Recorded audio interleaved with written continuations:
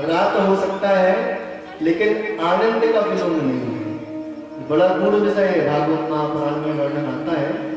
इसीलिए हम यहाँ पर जो उसमें आता है कि भगवान के यहाँ पर स्वयं आनंद ने अवतार लिया, तभी तो यह भजन बना कि नंद के आनंद भयो जय कन्हैया लाल की। नंद के आनंद भयो जय कन्हैया लाल की।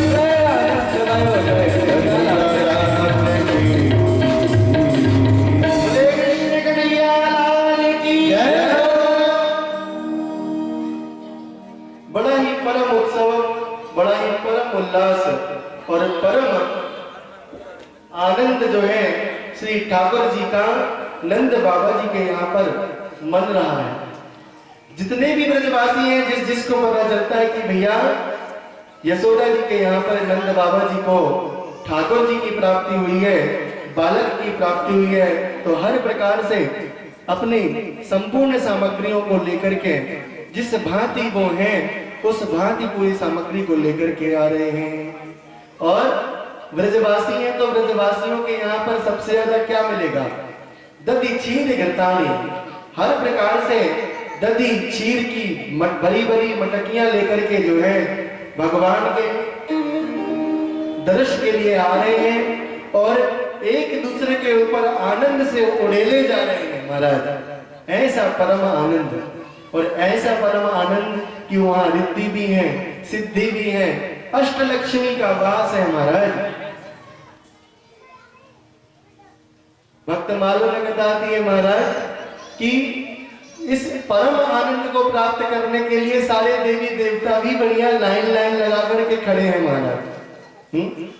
उस दरस की एक छटा को प्राप्त करने के लिए लक्ष्मी महारानी खड़ी हैं, भोलेनाथ खड़े हैं, ब्रह्मा जी खड़े हैं, और वहां की ब्रज गोपिकाएं सोचिए अपने तपोबल से इतनी, कोई साधारण गोपिकाएं तो है नहीं,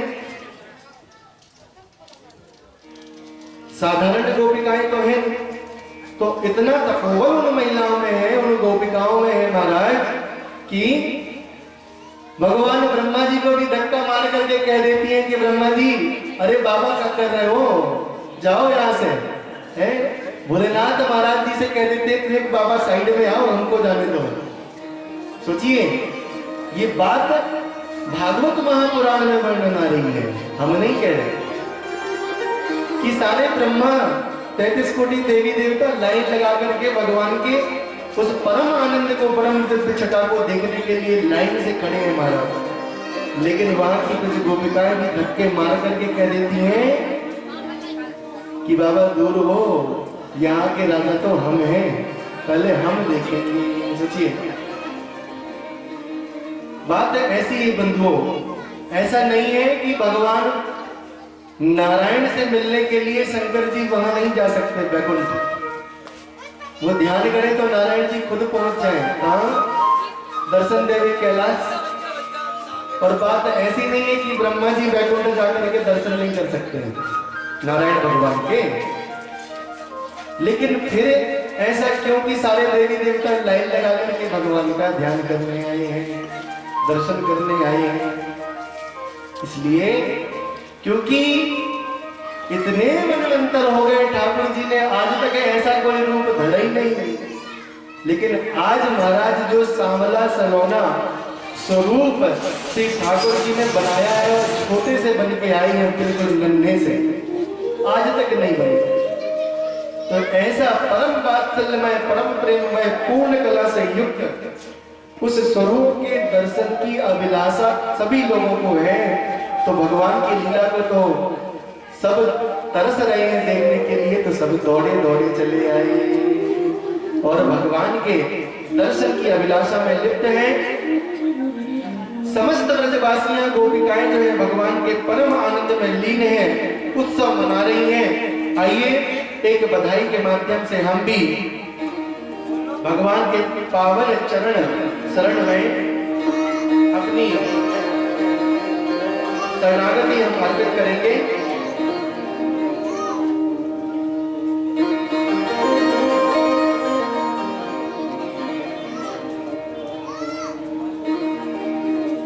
आज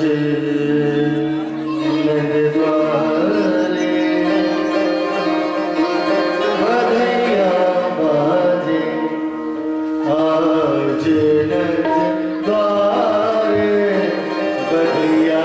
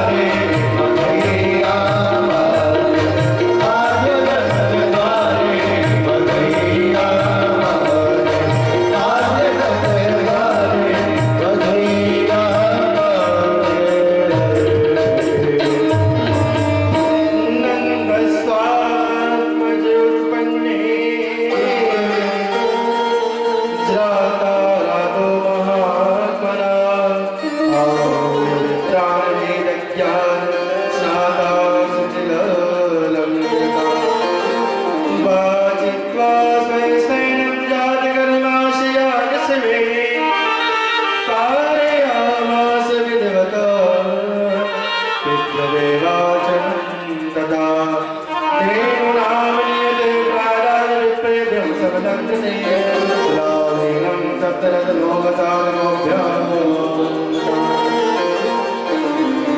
श्रीमद् भागवत महापुराण में कृष्णदेव जी इस पावन रहस्य को वर्णन करते हुए बताते हैं कि उस समय नंद बाबा जी ने तुरंत उन समस्त प्रकार के जितने भी साधु सन्यासी संत थे उन सबका मंगल स्वागत किया, उनका आशीष बंदन किया, बालक को उनका दिव्य आशीष प्रदान किया, आशीष प्रदान कराया।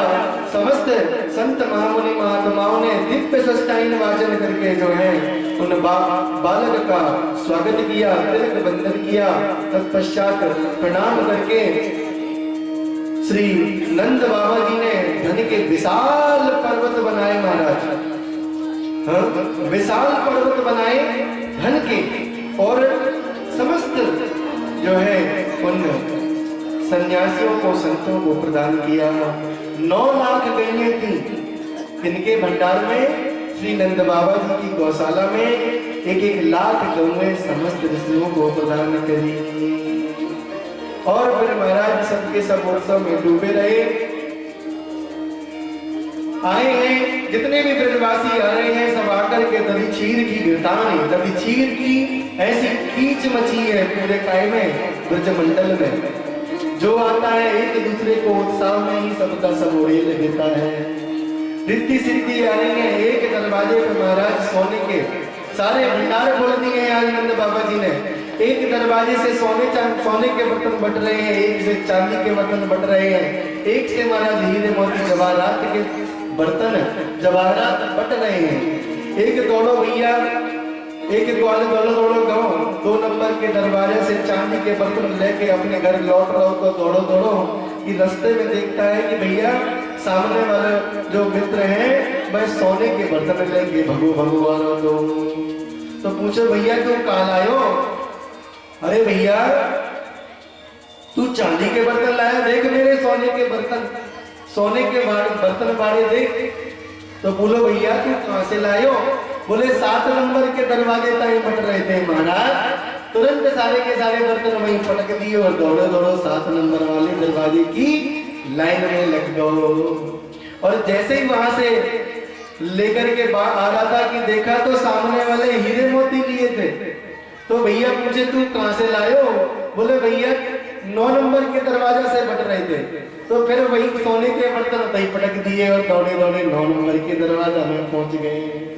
दधिचीर गिरदानी रिद्धि सिद्धि महाराज ऐसी भरी पड़ी है दरबार में। सोने चांदी के बर्तन बिखरे पड़े हैं, माट मटका बिखरे पड़े, हीरे मोती जवाहरात बिखरे पड़े हैं। ब्रजमंडल में ये आज भी कहावत है महाराज कि ठाकुर जी की घर कृपा हो गई और तुमने फावड़ा तिलक ज्यादा गहरो मार दो तो क्या भरोसा वहां से मुकुट निकल आए। ऐसी हालत है ब्रजमंडल में। वहां के लखपति करोड़पति ऐसे नहीं बन गए।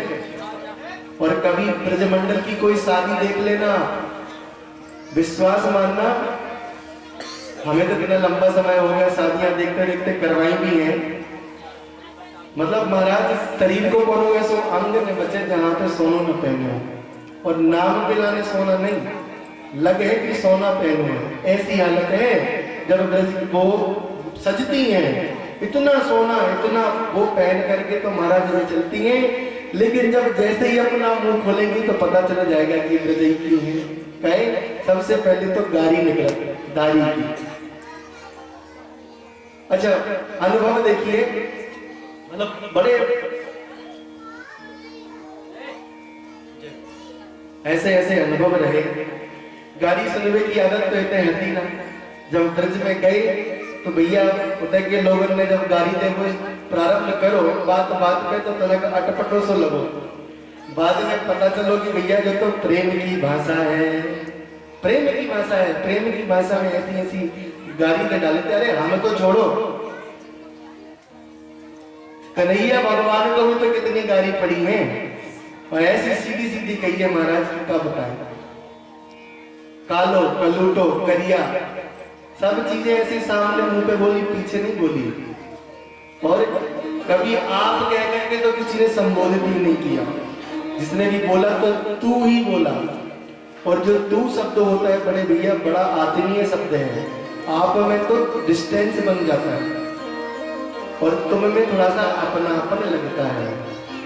बताएं तुम्हें है तो बताएं आप हो, तो ये डिस्टेंस जो आता है ये ब्रजमंडल में नहीं है। और एक मिनट में ही क्या होगा, आप ऐसे घुल मिल जाओगे उनसे, ऐसा प्रेम रच जाएगा स्वाभाविक रूप से है महाराज। ऐसा परम आनंद जो है श्री ब्रजमंडल में मन रहा है, हर प्रकार से सुख और आनंद की अनुभूति हो रही है। बड़ा प्यारा भजन है, अभी अभी भगवान ठाकुर जी ने एक तार छेड़ दिया, कौन सा कि हाथी दिनों घोड़ा दिनों और दिनों हाथी, हाथी दिनों घोड़ा दिनों और दिनों पालकी,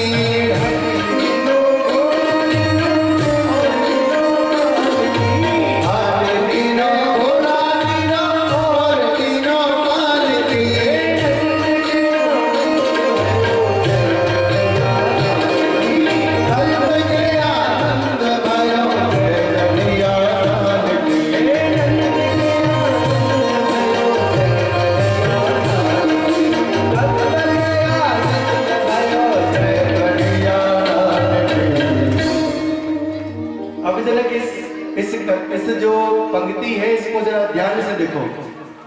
आज हमारी भी बहुत बड़ी इच्छा है कि हम भी हाथी दान कर दें।